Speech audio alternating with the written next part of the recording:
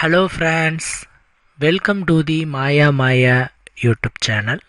உங்கள் எல்லாரையும் நம்ம மாயா மாயா யூடியூப் சேனல் வழியாக மறுபடியும் சந்திக்கிறதுல எனக்கு ரொம்ப ரொம்ப சந்தோஷம். எல்லோரும் எப்படி இருக்கீங்க? ரொம்ப ரொம்ப ஹாப்பியாகவும் அதே நேரத்தில் ரொம்ப சேஃபாகவும் இருப்பீங்கன்னு நான் நம்புகிறேன். தொடர்ந்து நம்மளுடைய மாயா மாயா யூடியூப் சேனல் வாயிலாக நிறைய பயனினை அளிக்கக்கூடிய மருத்துவ தகவல்களை ஒன்றன் பின் ஒன்றாக பார்த்துட்டு வரோம். எல்லா தகவல்களுமே உங்களுக்கு சிறந்த முறையில் பயனினை அளிக்கக்கூடிய வகையில் இருக்கும்னு நாம் நம்புகிறோம். அந்த வகையில் இன்னைக்கு நாம் பார்க்கக்கூடிய ஒரு தகவல் என்ன அப்படின்னு கேட்டால், ஆண்களினுடைய ஒரு வெகுநாள் சந்தேகம், கவலை, இதற்கான ஒரு தீர்வு தான். ஆண்களினுடைய மர்ம உறுப்பினுடைய நீளம், தடிமன் ஆகியவைகளை அதிகரிப்பதற்குண்டான விஷயங்கள் என்னென்ன, அதுக்கான மருத்துவங்கள் என்னென்ன, அதுக்கு ஏதாவது வழிகள் இருக்கா, சரியான அளவுகள் என்ன, ஒரு திருப்திகரமான இல்லறத்தில் ஈடுபடுவதற்கு அதனுடைய நீளம், அகலம் எவ்வளவு இருக்க வேண்டும் என்பதை பற்றி தான் இந்த வீடியோவில் ஃபுல்லாக பேச போகிறோம். ஸோ வீடியோவை நீங்கள் கொஞ்சம் முழுமையாக பார்த்து நமக்கு சப்போர்ட் கொடுங்க. பிகாஸ் எல்லா விஷயங்களுமே உங்களுக்கு புதுமையான தகவலாக இருக்கும். நம்மளோட உடம்பில் இந்த இல்லறம் அப்படிங்கிற விஷயம் ரொம்ப நுட்பமானது. ஏன்னா உடலும் மனதும் சேரும்போது தான் அந்த இடத்துல நீங்கள் இல்லறத்தில் ஈடுபட முடியும். உடலும் மனமும் சேரவில்லை அப்படின்னு சொன்னால் இல்லறத்தில் ஈடுபட முடியாது. இது எல்லா உறுப்புகளுக்குமே அல்லது எல்லா செயல்பாடுகளுக்குமே பொருந்தாது. இதுக்கு மட்டும்தான் பொருந்தும். அதனால தான் முன்னோர்கள் நீங்கள் ஒரு 10 நிமிஷம் இல்லறம் வச்சுக்கிறதும் ஒன்று தான், 1 மணி நேரம் ஒரு தியானத்தில் ஈடுபடுறதும் ஒன்று தான். இப்போ நீங்கள் தியானத்தில் ஈடுபடுறீங்க அப்படின்னு சொன்னோம்னா, இந்த தியானத்தில் ஈடுபடும்போது உங்களுடைய உடலும் மனமும் ஒருநிலைப்படும். ஒருநிலைப்பட்டால் தான் தியானத்தில் ஈடுபட முடியும், இல்லையா? அதே தான் இங்கேயும் அப்ளை ஆகுது. உங்களுடைய உடலும் மனதும் சேரும் பொழுது தான் உங்களால் ஒரு இல்லறத்திலே ஈடுபட முடியும். ஒருவேளை உடல் ஒத்துழைக்கலை, மனம் ஒத்துழைக்கலை அப்படின்னா உங்களால் இல்லறத்தில் ஈடுபட முடியாது. சரிங்களா? அதனால் இந்த இல்லறத்தை பொறுத்த மட்டும் நிறைய விஷயங்கள் இருக்குது. அதுக்குள்ளே நாம் போகும்போது அற்புதமான பல தகவல்களை நீங்கள் தெரிஞ்சிக்க முடியும். அதில் ஆண்கள் பல பேர் நம்மக்கிட்ட பர்சனலாக கேட்கக்கூடிய கேள்விகள் என்னென்னா, எங்களுடைய மர்ம உறுப்பினுடைய நீளம் ரொம்ப குறைவாக இருக்குது, அல்லது அதனுடைய பருமன் ரொம்ப குறைவாக இருக்குது, இதை நீளப்படுத்துறதுக்கான மருத்துவங்கள் இருக்குதா, அல்லது பருமனை அதிகப்படுத்துறதுக்கான மருத்துவங்கள் இருக்குதா அப்படின்னு கேட்குறாங்க. ஆக்சுவலாக நீளப்படுத்துறதுக்கான மருத்துவங்கள் இருக்கிறது. ஆங்கில மருத்துவத்தில் அறுவை சிகிச்சை மூலமாக மட்டுமே உங்களால் நீளப்படுத்த முடியும். ஒரே ஒரு சிகிச்சை தான், அறுவை சிகிச்சை. ஆனால் இது எல்லா மருத்துவர்களும் பரிந்துரை செய்வாங்களா அப்படின்னு கேட்டால் பரிந்துரை செய்ய மாட்டாங்க. ஏன்னா அந்த அறுவை சிகிச்சைக்கு பிறகு என்ன மாதிரியான விளைவுகள் ஏற்படுதுன்னா, சரியான எழுச்சி இல்லாத தன்மையும், மேலும் அந்த அந்த உணர்வு ஏற்படுதலில் தடையும் ஏற்படுது. ஸோ அதனால் டாக்டர்ஸ் கூட அறுவை சிகிச்சை ஒரு ஆப்ஷனலாக இருந்தாலும் அதை ரெக்கமெண்ட் பண்ணுறது இல்லை. சரிங்களா? சரி, அப்போ என்னதான் வழி அப்படின்னு கேட்டிங்கன்னா, சில எண்ணெய்கள், சில பயிற்சிகள் ஆகியவற்றின் மூலமாக பிரம்மாண்ட ஒரு திருப்தியை பெறவில்லை என்றாலும் ஓரளவுக்கு ஒரு திருப்தியை உங்களால் பெற முடியும். ஓரளவுக்கு திருப்தினா எப்படிங்க அப்படின்னா, எலுமிச்சை பழத்தை ஆரஞ்சு பழமாக்கலாம், பட் எலுமிச்சை பழத்தை பூசணி பழமாக்க முடியாது. இதை நல்லா நீங்கள் ஞாபகம் வச்சுக்கணும். ஆண்கள் என்ன நினைக்கிறாங்க அப்படின்னா, எனக்கு இப்போ ஒரு 3 இன்ச் இருக்குது அப்படின்னா அது ஒரு 6 இன்ச் 7 இன்ச் அளவுக்கு நீளமாக்கணும்னு நினைக்கிறாங்க. அவ்வளோ இன்ச் அளவுக்கு நீளமாக்குறதுக்குங்கிறது இயலாத ஒன்று, சாத்தியமில்லாத ஒன்று. அந்த 3 இன்ச்சை எண்ணெய்கள் மூலமாக, சில பயிற்சிகளின் மூலமாக கண்டிப்பாலும் ஒரு 4-5 இன்ச் அளவு, 1லேருந்து 1.5 1.25 அளவுக்கு இன்ச் அளவுக்கு நீளப்படுத்தலாம். சரிங்களா? அதனால் அந்த நீளமாக்குறது அப்படிங்கிறதுல சைடு எஃபெக்ட் இல்லாமல் எளிமையான முறையில் என்னென்னலாம் இருக்கோ அதை செஞ்சு பெரிதாக்குறது தான் புத்திசாலித்தனம். இன்னொரு விஷயம் என்னென்னா, இது அவசியமா அப்படின்னு நீங்கள் கொஞ்சம் தெரிஞ்சுக்கணும். அதாவதுங்க, எப்பயுமே இல்லறத்தை பற்றிதான தெளிவு நம்ம இந்தியர்களிடத்தில் ரொம்ப குறைவு தான். ஆனால் நாம் தான் அதுக்கு புத்தகமே முதல்ல எழுதணும். வாக்ஷாயனர் நம்ம ஊர்க்கார், இந்தியர், அவர் தான் அந்த புத்தகத்தையே போட்டார். ஆனால் நமக்கு அதை பற்றின அந்த ஒரு தெளிவு இல்லை. இல்லறம்னா எப்படி செயல்படணும், அதில் என்ன விஷயம், அதில் என்ன ப்ரொசீஜருங்கிறதே நம்மள பாதி பேத்துக்கு தெரியாது. நாம் இல்லறம்னா என்னன்னு நினச்சிக்கிட்டு இருக்கிறோம்.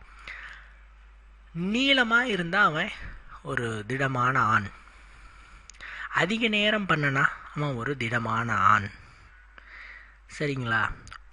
இந்த மாதிரியான சில விஷயங்கள் இதுதான் மைண்டில் ஓடிட்டு இருக்கு.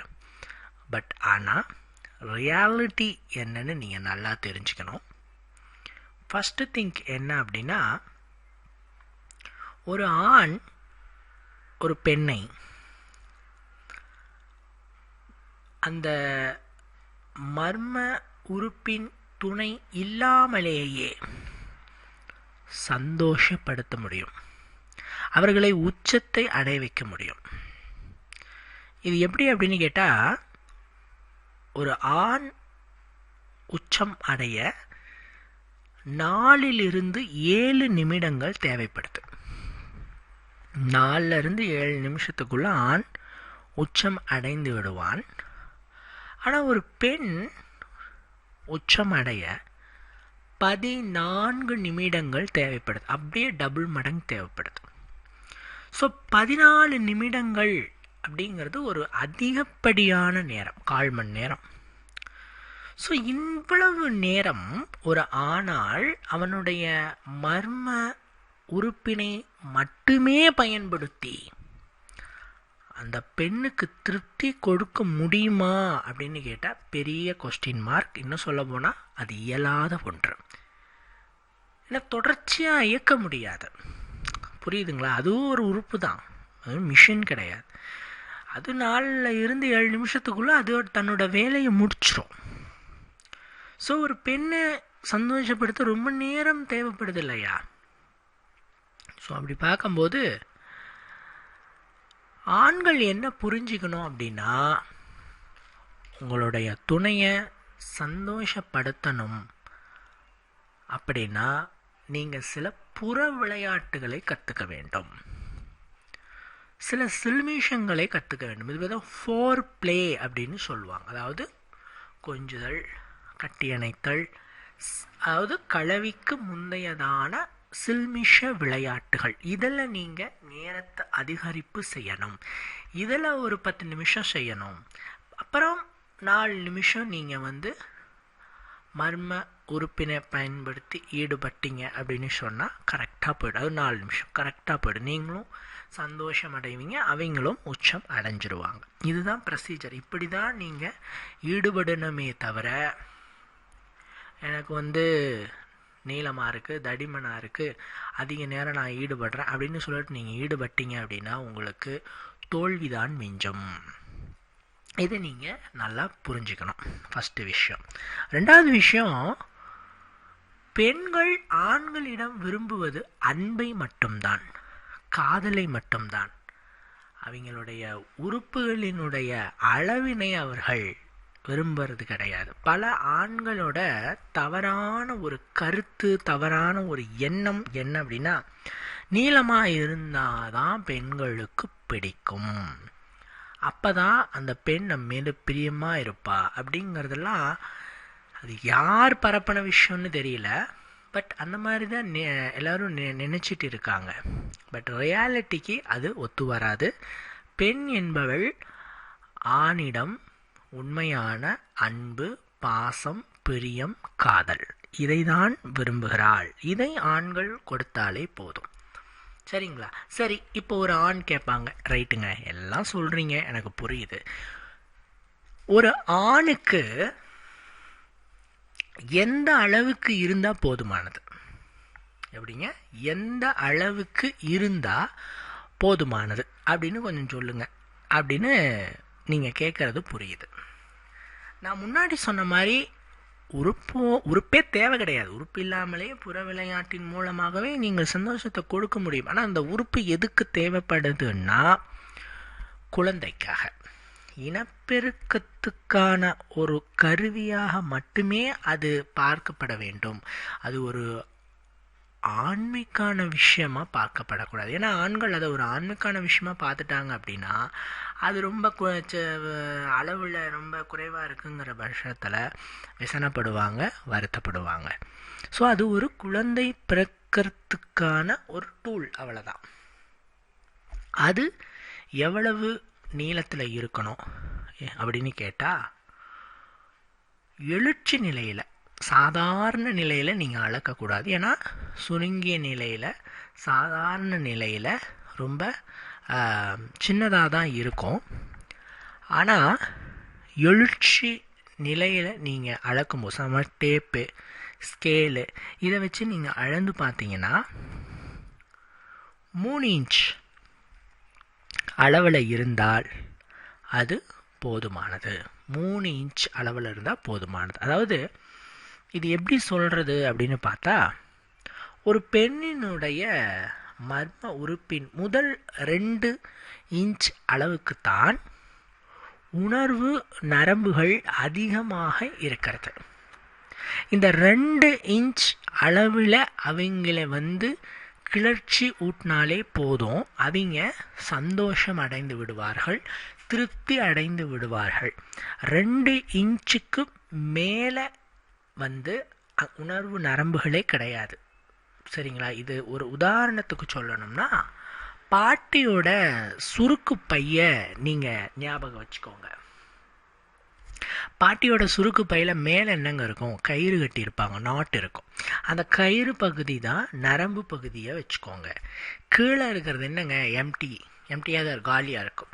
ஸோ அந்த மேலே இருக்க நரம்பு பகுதி அது ஒரு 2 இன்ச்சுன்னு வச்சுக்கலாம். ஸோ அந்த முதல் 2 இன்ச் அளவுக்கு தான் அங்கே வேலையே.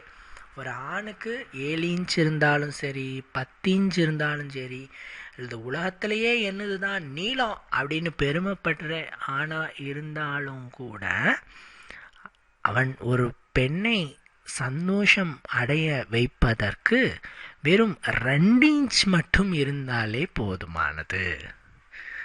சரிங்களா? அதுவும் எழுச்சி நிலையில் 2 இன்ச் அளவில் இருந்தாலே போதுமானது. இது பல பேருக்கு ஒரு ஆச்சரியம் ஏற்படுத்தக்கூடிய விஷயமாக தான் இருக்கும். என்னங்க இது இவ்வளோ இதாக சொல்லிட்டீங்க, எங்களுக்கு ஆச்சரியமாக இருக்குது, உண்மையா அப்படின்னு கூட சில பேர் வாயை பிளக்கலாம். பட் ரியாலிட்டி இது தான். அதனால் ஆண்கள் எதை பற்றியும் கவலைப்பட தேவையில்லை. உடனே நான் சொன்ன உடனே போய்ட்டு டேப் எடுத்து ஸ்கேல் வச்சு நான் அளந்து பார்க்குறேன், எனக்கு எப்படி இருக்குன்னு நான் செக் பண்ணுறேன் அப்படின்னீங்கன்னா, நீங்கள் அதை செக் பண்ணவே தேவையில்லை. ஏன்னா உங்களுக்கு எந்த அளவில் இருக்கணுமோ அந்த அளவு கரெக்டாக இருக்கும். எப்படின்னா, ஒருவேளை உங்களுக்கு அதில் குறைபாடு இருக்குது, சின்னதாக இருக்குது அப்படின்னா, அதை மருத்துவர்கள் பிறக்கும் போதே கண்டுபிடித்து வருவார்கள். இது ஒரு மருத்துவ குறைபாடு. இது சில குழந்தைகளினோட மரபணு ரீதியாக ஏற்படுற ஒரு குறைபாடு. இது ஒருவேளை ஒரு குழந்தைக்கு இருந்தது அப்படின்னு சொன்னால், மருத்துவர்கள் அந்த குழந்தை பிறந்த உடனே அதை கண்டறிஞ்சு பெற்றோர்கள்கிட்ட சொல்லிடுவாங்க, இந்த மாதிரி இருக்குங்க, ஒரு குறிப்பிட்ட ஏஜுக்கு மேலே இவங்களுக்கு உண்டான ட்ரீட்மெண்ட் பண்ணலான்னு இவங்க சொல்லிடுவாங்க. ஸோ மேக்ஸிமம் இந்த பிரச்சனை 1% மக்களுக்கு தான் இருக்கும். உலகளாவிய மக்கள் தொகையில் 1% மக்களுக்கு தான் இருக்கும். மற்ற இருக்க 99% பேர்த்துக்கு இருக்கிற சைஸில் கரெக்டான அளவில் கரெக்டாக தான் இருக்கும். நாம் தான் தேவையில்லாமல் ஐயோ சின்னதாக இருக்கோ, இப்படி இருக்கோ, அப்படி இருக்கோ அப்படின்ட்டு பயப்பட்டுக்கிட்டு இருக்கிறோம். ஸோ தயவு செய்து பயப்படாதீர்கள், பயத்தை கொஞ்சம் தள்ளி வைங்க, சரிங்களா? அடுத்த விஷயம் என்னென்னா பருமன். அதாவது அதனுடைய தடிமனை பற்றி பேசுங்க அப்படின்னு சொல்லுவாங்க. நீளம் தான் கன்சிடர் பண்ணப்படுது. ஏன்னா உணர்வு நரம்புகளில் ஏற்படுற அந்த உராய்வு நீளத்தில் அந்த முன்னாடி நுனிமொட்டு அது அந்த உராய்வை ஏற்படுத்தினாலே பெண்ணுக்கு கிளர்ச்சி ஏற்படுத்துது. ஸோ நீளம் தான் முக்கியமே தவிர பருமன் ரொம்ப தடிமனாக இருக்கணும், ரொம்ப அப்படி இருக்கணும்னு கேட்டிங்கன்னா அப்படிலாம் ஒன்றும் இல்லை. என்ன சொல்லப்போனால் அதை வகைப்படுத்துகிறாங்க. வெள்ளரிக்காய் மாதிரி இருக்கிறது, பென்சில் மாதிரி இருக்கிறது, கேரட் மாதிரி இருக்கிறதுன்னு வகைப்படுத்தி சொல்கிறாங்க.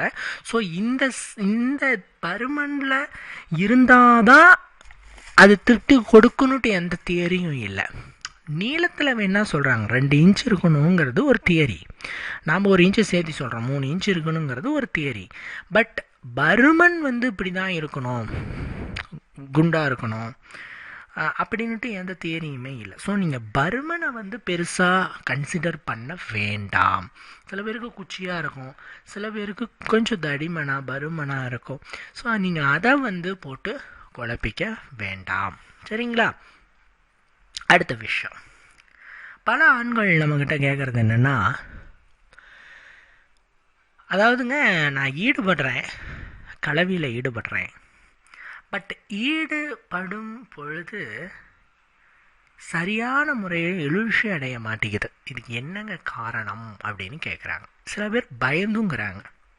இதுக்கு பலதரப்பட்ட காரணங்கள் இருக்குது. ஒன்று, உங்களுடைய மெயினான ரீசன் உங்களுடைய மனநிலை தான். மருத்துவ ரீதியான பிரச்சனைகள் இருந்தால் வேறு மாதிரியான பாதிப்புகள் வரலாம். நீங்கள் இப்போ டேப்லெட் ஏதாவது எடுத்துகிட்ருக்கீங்க, சுகர் டேப்லெட்டு, ப்ரெஷர் டேப்லெட்டு, மற்ற உடல் உபாதைகளுக்கு மருந்துகள் மாத்திரைகள் எடுக்கும்போது அதோட சைட் எஃபெக்டில் கூட வரலாம். பட் இளைஞர்களுக்கு, நார்மலாக இருக்கிற ஒரு இளைஞனுக்கு இந்த பிரச்சனை வருது அப்படின்னு சொன்னால் கண்டிப்பாக 100% மனநிலையில் தான் அந்த இளைஞனுக்கு பிரச்சனை. ஸோ உன்னுடைய மனநிலையை மாற்றணும். எப்படி அந்த மனநிலையை மாற்றணும் அப்படின்னா, அவனுடைய டெஸ்டோஸ்டரானோட கவுண்ட் அதிகமாக்குற அந்த டைமில் அவனை கலவியில் ஈடுபட சொல்லணும். இந்த டெஸ்டோஸ்டரானோட கவுண்ட் எந்த நேரத்தில் அதிகமாகும் அப்படின்னு பார்த்தீங்கன்னா, அதிகாலை நேரத்தில், விடியற்காலை அப்படின்னு சொல்கிறது இல்லையா, 3 மணியிலிருந்து 5 மணிக்குள். இந்த டைமிங்கில் தான் டெஸ்டோஸ்டரானோட கவுண்ட் இன்க்ரீஸ் ஆகிற டைம். நம்மக்கிட்ட நிறைய பேர் கேட்பாங்க, நிறைய பிரச்சனை சொல்லுவாங்க. அவங்களுக்கு ஆக்சுவலாக சொல்ல போனால் உச்சி முதல் பாதம் வரை பிரச்சனை சொல்லுவாங்க. இல்லறத்தில் டவுட் கேட்க அதனால் இது ஆகுமோ சார், இது மாதிரி நான் செஞ்சிட்டேங்க, கண்ணுக்கு கீழே கருவளை வருமா, முடி கொட்டுமா, என்னால் ஈடுபட முடியாது, சின்னதாகிடுது, ஈடுபட்டு இருக்கும்போதே சின்னதாக போயிடுது, என்னென்னமோ சொல்லுவாங்க. அவங்களுக்கெல்லாம் நான் சொல்கிற ஒன்றே, நீங்கள் ஃபஸ்ட்டு கூல் ஆகுங்க, பொறுமையாகுங்க, ரிலாக்ஸ் அப்படின்னுட்டு என்ன தெரியுமா சொல்லுவேன், விடியற்காலையில், அதாவது பிரம்ம முகூர்த்தத்தில் 3 மணியிலிருந்து 5 மணிக்குள், இந்த டைமிங்கில் நீங்கள் உங்களுடைய துணையோட ஈடுபடுங்க கலவியில் அப்படின்னு சொல்லுவேன். அவங்க சொல்லுவாங்க, அது ஈடுபடுறதுக்கு ஏதாவது மருந்து மாத்திரைலாம் இருக்காங்க அப்படின்னு கேட்பாங்க. நீங்கள் மருந்தும் எடுத்துக்க வேண்டாம், மாத்திரையும் எடுத்துக்க வேண்டாம், ரிலாக்ஸாக நீங்கள் விடியற்காலை நேரத்தில் மட்டும் ஈடுபடுங்க, அந்த 3 to 5 இந்த டைமிங்கில் ஈடுபடுங்க அப்படின்னு சொல்லுவேன். அவங்களும் சரிங்க அப்படின்ட்டு போவாங்க. 2-3 நாள் கழிச்சிட்டு நம்மளுக்கு ஃபோன் பண்ணி சொல்லுவாங்க, நீங்கள் சொன்ன மாதிரி நாங்கள் ஈடுபட்டோம். இன்றைக்கி எங்களுக்கு ஒரு புத்துணர்ச்சி கிடச்சிருக்கு, புது அனுபவம் கிடச்சிருக்கு, எங்களுக்குள்ளே இருந்த அந்த பலவீன தன்மை நீங்கிருக்குன்னு அந்த ஆண் சொல்லுவார். என்ன அப்படின்னா ஒன்றுமே கிடையாதுங்க. இந்த விடியற் காலை நேரத்தில் டெஸ்டோஸ்டரானோட கவுண்ட் வந்து எல்லா ஆண்களுக்குமே அதிகமாக இருக்கும். அதனால தான் விடியற் காலையில் உங்களுடைய மர்ம உறுப்பு நல்லா எழுச்சி அடைஞ்சிருக்கும். ஸோ இந்த டைமிங்கில் தான் அந்த கலவியிலையும் ஈடுபடணும். அதுக்கு பேரே பிரம்ம முகூர்த்த நேரம் அப்படிங்கிறது அதனோட நேம். இந்த பிரம்மன் அப்படிங்கிறவர் மும்மூர்த்திகளில் படைக்கக்கூடிய தொழிலை செய்பவர். அவருடைய வேலையை தான் மனிதர்கள் நாம் செஞ்சிட்ருக்கோம், இனப்பெருக்கம்ங்கிறத. ஸோ அவரோட வேலையை எளிமையாக்கிறதுக்கு அவரோட டைமிங் அந்த 3 to 5. ஆன்மீக ரீதியாக பார்த்தா இப்படி, அறிவியல் ரீதியாக பார்த்தோம்னா டெஸ்டோஸ்டரான் கவுண்ட் ஆண்களுக்கு அதிகமாக ப்ரொடியூஸ் ஆகிற டைமிங் அதிகாலைங்கிறனால அந்த நேரத்தில் முடிஞ்ச அளவுக்கு கலவையில் ஈடுபட்டிங்கனாவே நீண்ட நேரம் கிடைக்கும், சீக்கிரம் வராது, ஒரு அசதி சோர்வு இதெல்லாம் வராது.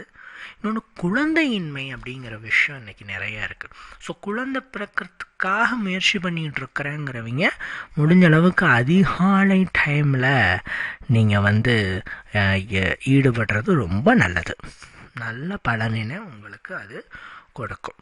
ஸோ இதை நீங்கள் அப்ளை பண்ணலாம். அடுத்து பார்த்தீங்கன்னா, என்ன தான் நாம் சொன்னாலும் கூட, இவ்வளோ விஷயத்தை நாம் சொன்னாலும் கூட, சில ஆண்களுக்கு ஒரு மனசுக்கு ஒரு ஆசை என்னென்னா, இன்னும் கொஞ்சம் எங்களுடைய மர்ம உறுப்பு நீளமாக இருந்தால் நல்லா இருக்குமோ, தடிமனாக இருந்தால் நல்லா இருக்குமோ அப்படின்ட்டு ஆசை. நான் அப்படி கேட்டு வரவங்களுக்கே உட்கார வச்சு ரொம்ப பொறுமையாக படித்து சொல்லுவேன், அப்போல்லாம் அது இல்லைங்க, அதனால் ஒரு உபயோகமும் இல்லை, அதனால் உங்களுக்கு பெருசாக ப்ளஷரும் இல்லை, அது ஒரு கவர்ச்சிக்கு மட்டும்தான், இனப்பெருக்கத்துக்கு மட்டும்தான், நீங்கள் போட்டு குழப்பிக்காதீங்கன்னு நான் சொல்லுவேன். பட் அவங்க என்ன சொல்கிறாங்க அப்படின்னா, இல்லைங்க, எனக்கு அது கொஞ்சம் நீளமாக இருந்ததுன்னா நல்லாயிருக்கும், சந்தோஷமாக இருப்போம் அப்படிங்கிற கருத்தை தான் அவங்க முன்வைக்கிறாங்க. நம்ம என்னதான் சொன்னாலும் கூட அவங்களுக்கு ஒரு குயிக்கான ரிசல்ட் கிடைக்கிற மாதிரி, அதே மாதிரி பர்மனண்ட் ரிசல்ட் கிடைக்கிற மாதிரி, சைடு எஃபெக்ட் இல்லாமல் ரிசல்ட் கிடைக்கிற மாதிரி ஒரு சொல்யூஷன் இருக்குது. என்னென்னா, கருஞ்சீரக எண்ணெய் அப்படின்ட்டு நாட்டு மருந்து கடைகளில் கிடைக்கிது. என்னங்க, கருஞ்சீரக எண்ணெய். இந்த எண்ணெய்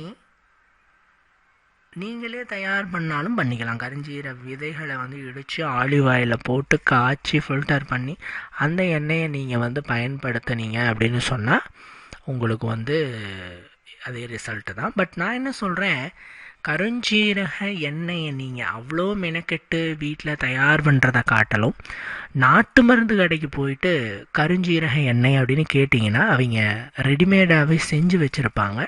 ஸோ நீங்கள் அதை வாங்கிக்கிட்டு வந்து பயன்படுத்துறது சிறப்பாக இருக்கும். ஸோ அந்த கருஞ்சீரக எண்ணெயை நீங்கள் வாங்கிக்கிட்டு வந்துட்டு ஒரு 4 to 5 சொட்டு அளவுக்கு எடுத்துக்கணும்.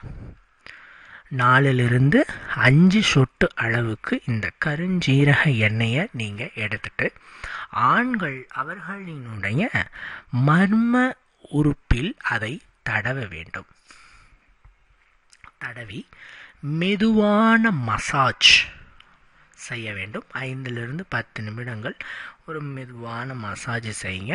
செஞ்சுட்டு நீங்கள் ஒரு அரை மணி நேரத்தில் இருந்து 1 மணி நேரம் அப்படியே கூலாக விட்டுடுங்க. விட்டுட்டு வெதுவெதுப்பான தண்ணியில் நீங்கள் வாஷ் பண்ணிவிடுங்க. சரிங்களா? இப்படி நீங்கள் செஞ்சிட்டீங்க அப்படின்னு சொன்னால், இது நீங்கள் ரெகுலராக ஃபஸ்ட்டு 10 நாள் ரெகுலராக பண்ணுங்கள். அடுத்த 10 நாள் 1 நாள் விட்டு 1 நாள் பண்ணுங்கள். அடுத்த 10 நாள் 2 நாள் விட்டு 1 நாள், இப்படி வாரத்துக்கு 1 நாள் 2 நாள் செய்கிற மாதிரி ரெகுலராக வச்சுக்கிட்டிங்கன்னா ஒரு 2-3 மாதத்துலேயே நல்ல ரிசல்ட்டு உங்களுக்கு ஷோவாகும். சிறிய நிலையில் இருக்கக்கூடிய உங்களுடைய அந்த உறுப்பின் நிலையும் நல்ல பெரிதாக நீளமாக தடிமனாக உங்களுக்கு தோற்றமளிக்கும். இதில் சைடு எஃபெக்ட்டுங்கிறது ஒன்றுமே கிடையாது. இதில் ஏதாவது சைடு எஃபெக்ட் இருக்குதா, இதை செய்கிறதுனால ஏதாவது பிரச்சனை இருக்கான்னு சில பேர் கேட்பாங்க. ஒரு சைடு எஃபெக்ட்டும் இல்லை, ஒரு பிரச்சனையும் இல்லை, உங்களுக்கு ரிசல்ட்டு பக்காவாக கிடைக்கும். சரிங்களா? ஸோ இதை நீங்கள் ட்ரை பண்ணி பாருங்கள். இதை தவிர்த்துட்டு வேறு ஏதாவது விஷயங்கள் இருக்கான்னா, சில கருவிகள் இருக்குங்க. எக்ஸ்டர்னல்ன்ட்டு ஒரு கருவி இருக்குது. இந்த கருவியை நாம் உங்களுடைய உறுப்பில் போட்டுட்டு இழுத்தல் மாதிரி, இப்போ உதாரணம் சொல்லணும்னா புடலங்காய் இருக்கு இல்லையா, இந்த புடலங்காய்க்கு கீழே கல் கட்டி தொங்க விடுவாங்க இல்லையா, அதே டெக்னிக் தான் இதுவும்.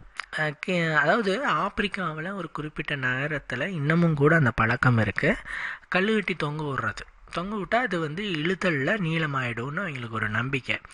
பட் இது ரிசல்ட் கொடுக்குதா அப்படின்னு கேட்டால், ரிசல்ட் கொடுக்கும்னு தான் பல ஆய்வுகள் சொல்கிறாங்க. பட் உள்ளே இருக்க டிஷ்யூ டேமேஜ் ஆகிடுது, ரத்த கசிவாயிடுது, டிஷ்யூ டேமேஜ் ஆகிடுது. இதன் மூலமாக பல பிரச்சனையை நம்ம ஃப்யூச்சரில் எதிர்கொள்கிற மாதிரி இருக்கும்.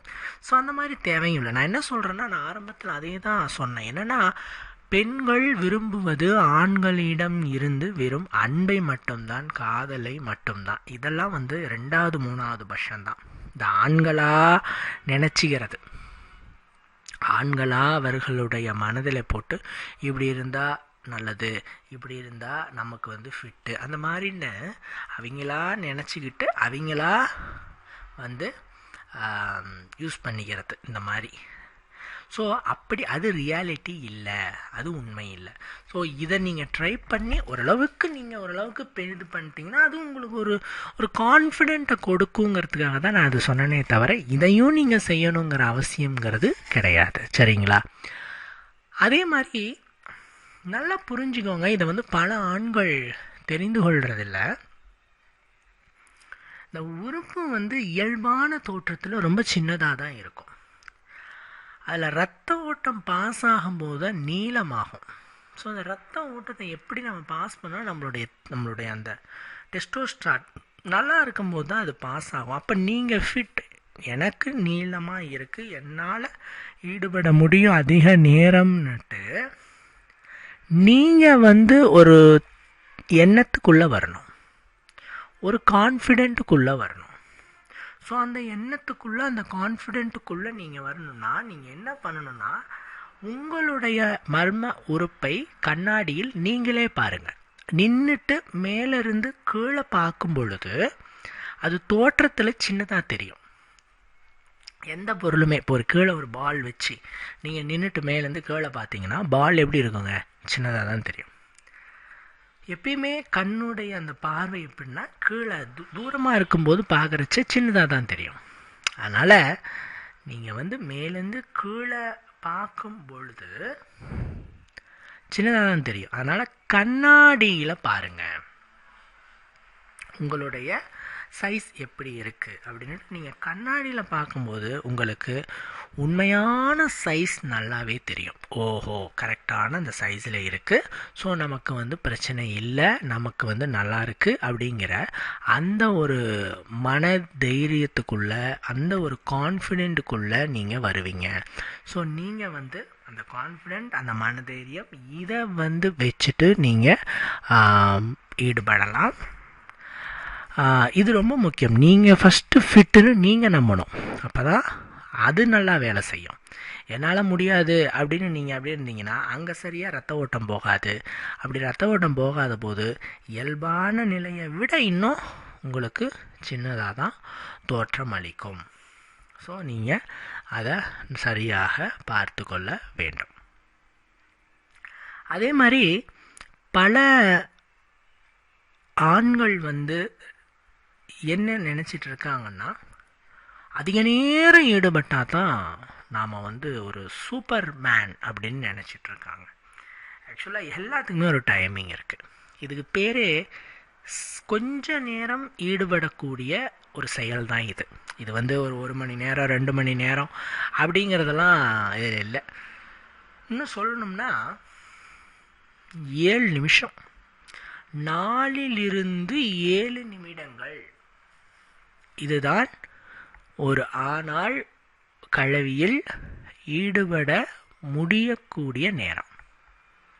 ஒரு ஆணால் கலவியில் எவ்வளவு நேரம் ஈடுபட முடியும் அப்படின்னு கேட்டால் 3 to 7 நிமிஷம்.